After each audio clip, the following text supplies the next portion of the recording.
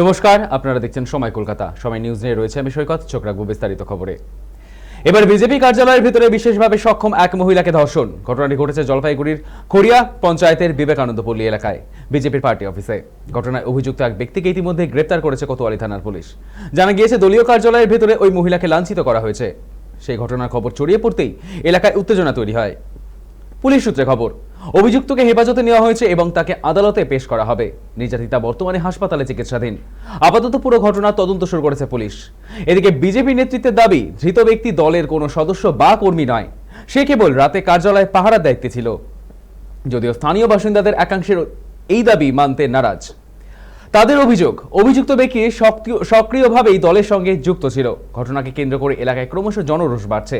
পাশাপাশি দোষীর কঠোরতম শাস্তির দাবি তুলেছে স্থানীয় বাসিন্দারা।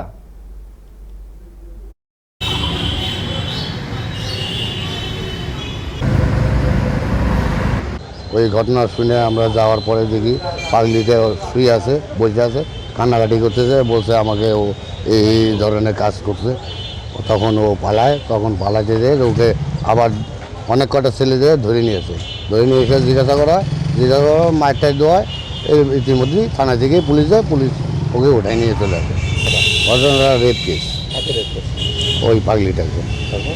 তখন মানে পাবলিকে হাল্লা তোলা শুনে যায়, মাটির দেওয়ার পরে স্বীকার করে। ওনার নাম নিতাই রায়। কি পরিচয় কি ওনার? ও এখানে মানে জেলার একটা যে কোনো পদে আছে। কোন জেলা? মানে জলপাইগুড়ি জেলার, মানে বিজেপির।